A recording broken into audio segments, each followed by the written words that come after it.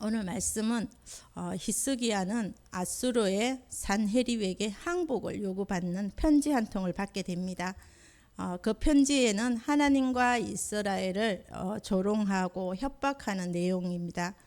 아마도 이 편지를 읽은 히스기야는 그 심정은 아주 복잡했을 것입니다. 왕으로서 수치심과 모욕감을 느꼈을 것이고 분노가 아마 치밀어 올랐을 것입니다.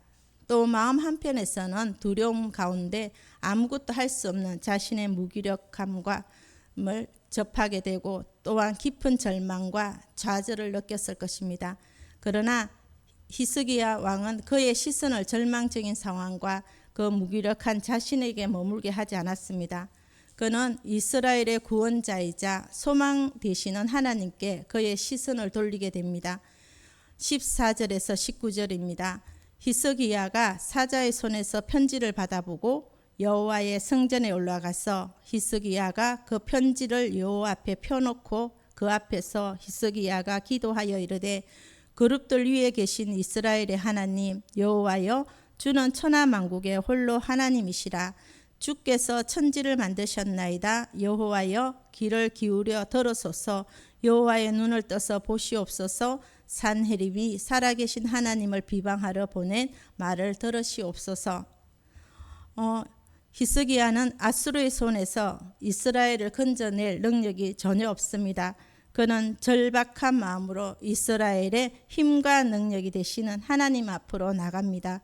그리고 아수르 왕이 보낸 편지를 하나님과 이스라엘을 조롱하는 내용으로 가득 채워진 그 편지를 하나님 앞에 펴놓고 기도하기 시작합니다. 또한 그는 천지를 지으신 하나님께서 하나님을 비방하는 산헤립의 말을 들으시고 그의 행위를 살펴달라고 하나님 앞에 간구합니다. 히스기야는 국가의 위기 상황 앞에서 한탄하거나 절망하지 않고 그 문제를 가지고 하나님 앞으로 나가서 기도했습니다. 그가 기도의 자리로 나아갈 수 있었던 것은 하나님이 살아계신다는 믿음과 하나님의 기도에 귀 기울이시며 응답하신다는 사실을 믿는 믿음이 있었기 때문입니다. 하나님은 계시지 않는 곳이 없습니다. 보지 못하거나 듣지 못하는 것이 없습니다. 하나님께서는 하늘에서도 보시고 모든 인생을 보십니다. 하나님은 모든 사람이 눕는 것과 일어서는 것을 아십니다. 심지어 하나님은 사람의 마음과 생각까지 모두 알고 계십니다. 그렇다면 왜 하나님은 히스기야가 기도하기까지 이 협박하는 산헤립에 대하여 아무런 조치도 취하지 않고 침묵하는 것일까요? 여기에는 중요한 이유가 있었습니다.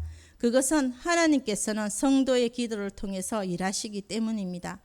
하나님은 성도가 기도하면 그 기도에 근거해서 일하시는 것입니다. 물론 그렇다고 하나님은 성도가 기도하지 않으면 아무 일도 하지 않는 채 손을 놓고 계신다는 것이 아닙니다. 하나님은 하나님의 작정과 뜻에 반드시 일하십니다. 그러므로 성도가 기도하지 않아도 하나님의 작정과 그 뜻은 이루어집니다. 그러나 성도에 관계된 일에 많은 경우 하나님은 성도의 기도를 통해 일하신다는 것이고요. 그것은 성도들에게 하나님의 사역에 동참하는 영광을 주시기 위함입니다. 또한 성도들로 하여금 하나님을 믿고 반드시 의지하게 하기 위함이기도 합니다. 우리의 삶의 여정에서도 많은 위기 앞에도 직면하게 됩니다. 이럴 때 우리는 하나님 없이 살아가는 사람들과 같이 한탄과 원망 또한 절망과 좌절 가운데 머물지 말아야 할 것이고 우리의 힘과 능력 되시는 하나님께 우리의 시선을 고정할 수 있어야 하겠습니다. 17절에서 19절의 말씀입니다. 여호와여 아수르 여러 왕이 과연 여러 민족과 그들의 땅을 황폐하게 하고 또 그들의 신들을 불에 던졌사오니 이는 그들이 신이 아니요 사람의 손으로 만든 것 곧 나무와 돌뿐이므로 멸하였나이다. 우리 하나님 여호와여 원하건대 이제 우리를 그의 손에서 구원하옵소서. 그리하시면 천하만국이 주 여호와가 홀로 하나님이신 줄 알리다 하니라. 계속되는 히스기야 기도의 내용입니다. 그는 산헤립의 말대로 아수르가 여러 민족을 항폐한 것은 사실이지만 그렇게 될 수 있었던 것은 그들의 신이 사람의 손에 의해 만들어진 돌과 나무였기 때문이라고 말합니다. 따라서 돌과 나무가 그들의 나라를 구하지 못하는 것은 당연한 것이고, 사람의 손에 만들어진 돌과 나무가 불에 던져지는 것 또한 당연하다고 합니다. 그들이 섬기는 신은 또한 허무한 돌들이나 또 나무로 만든 형상으로서 그 이상 아무것도 아닙니다. 이와 관련해서 모세는 이 우상에 대해서 말합니다. 사람의 손으로 만든 바 보지도 못하며 듣지도 못하며 먹지도 못하며 냄새도 맡지 못하는 목석의 신이라고 했습니다. 시편의 기자는 저희 우상은 은과 금이요 사람의 수공물이라 하였고, 예레미야는 삼림에서 벤 나무요 기술공의 두 손이 도끼로 만든 것이라고 했습니다.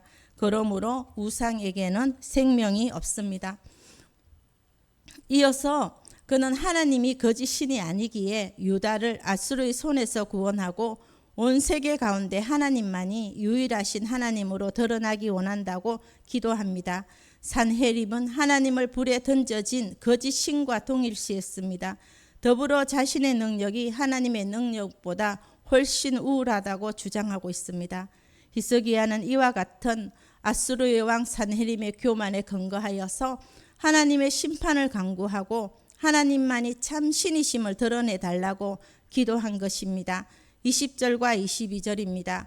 아모스의 아들 이사야가 히스기야에게 보내 이르되 이스라엘 하나님 여호와의 말씀이 내가 아수르의 왕 산헤립 때문에 내게 기도하는 것을 내가 들었노라 하셨나이다.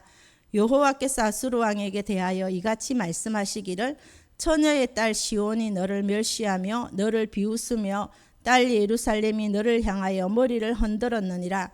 네가 누구를 꾸짖었으며 비방하였느냐? 누구를 향하여 소리를 높였으며 눈을 높이 떴느냐? 이스라엘의 거룩한 자에게 그리하였도다. 하나님은 도움을 구하는 히스기야의 기도에 응답하셨고 이사야를 통해서 산헤립으로 인해 기도한 것을 들었다고 말씀하셨습니다. 그리고 하나님은 자신이 하나님을 드러내십니다. 하나님은 교만의 끝을 달한 산헤립을 책망합니다. 하나님은 21절에서 처녀의 딸 시온이 너를 멸시하며 딸 예루살렘이 머리를 흔들었다고 하셨습니다. 이 처녀의 딸 시온은 예루살렘 성을 인격화한 표현으로 지금은 아수르가 예루살렘을 포위하고 상황이 있지만은 끝에는 아수르는 퇴각하게 될 것이고 유다는 퇴각하는 이 아수르를 바라보며 그들의 머리를 가로저을 것이라고 하십니다. 이는 아수르가 조롱과 멸시의 대상이 된다는 것입니다. 이어서 하나님은 아수르에게 말합니다. 네가 꾸짖고 비방하고 소리를 높이고 눈을 치켜 떴는데 누구에게 그런 줄 아느냐 물으셨습니다. 이스라엘과 또한 히스기야 왕에게 말했지만 이것은 바로 나 여호와에게 그런 것이라고 말씀하십니다. 히스기야는 산헤립이 책망하는 하나님의 말씀을 들으며 속이 아마도 시원했을 것입니다. 그가 당한 모욕과 조롱, 수모를 지금 하나님이 갚아주고 계시기 때문입니다. 얼마 전까지만 해도 히스기야는 산헤립으로 인해 고통 가운데 있었습니다. 그래서 그는 하나님께 나가 기도했고 하나님은 그의 기도를 들어주셨습니다. 그리고 그 결과 유다와 아수르의 전세가 역전하게 됩니다. 모든 사람에게는 이 산헤립과 같은 문제가 있습니다. 그렇다면 지금 우리를 둘러싸고 있는 이 어려움이 무엇입니까? 우리는 이 산헤립 앞에서 어떻게 반응해야 하겠습니까? 우리는 히스기야와 같이 우리의 기도에 귀 기울이시는 살아계신 하나님께로 나가야 할 것입니다. 하나님만이 우리의 도움이시고 하나님만이 우리가 의지할 분이십니다. 그런데 우리가 기억해야 하는 한 가지도 있습니다. 그것은 우리가 늘 산헤립의 어려운 문제를 해결하기 위한 기도의 자리에 머물러 있기만 한다는 것입니다. 하지만 우리는 산헤립의 문제를 놓고 기도하는 것을 넘어서 하나님을 목적 삼고 기도하는 자리에 더 깊게 나아갈 수 있어야 할 것입니다.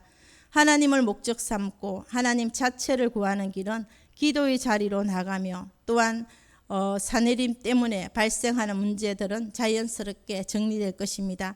하나님을 목적 삼는 깊은 기도의 자리로 오늘 하루도 우리 모두가 나가기를 원합니다.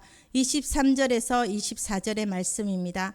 네가 사자들을 통하여 주를 비방하며 이르기를 내가 많은 병거를 거느리고 여러 산 꼭대기에 올라가며 레바논 깊은 곳에 이르러 높은 백향목과 아름다운 잣나무를 베고 내가 그 가장 먼 곳에 들어가며 그의 동산에 무성한 숲으로 이르리라.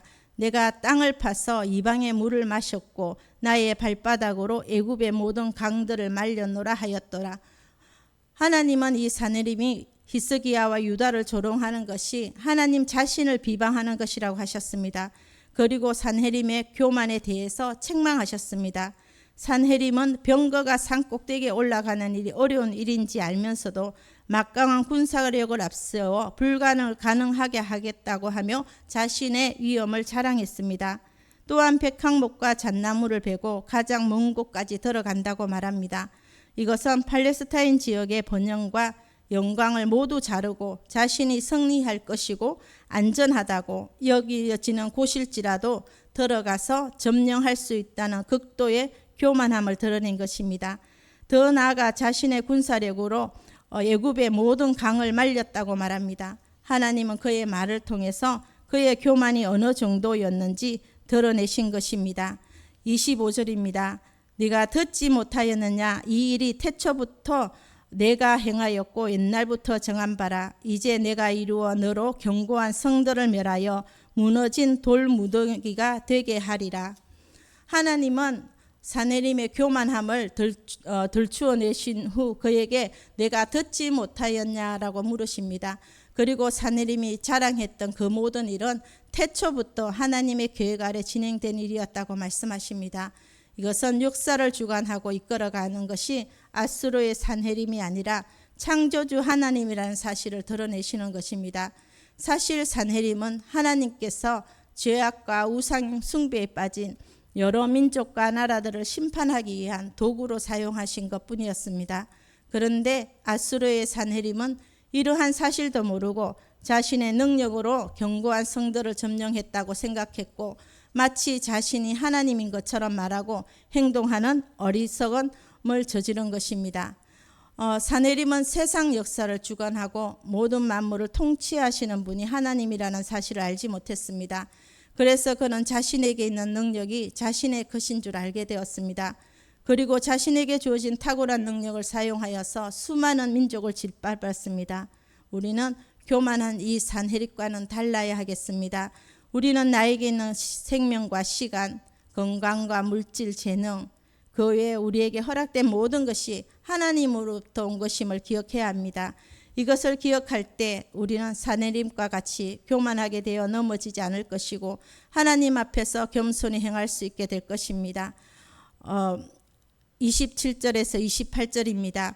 내 거처와 내 출입과 내가 내게 향한 분노를 내가 다 아노니 내가 내게 향한 분노와 내 교만한 말이 내 귀에 들렸도다.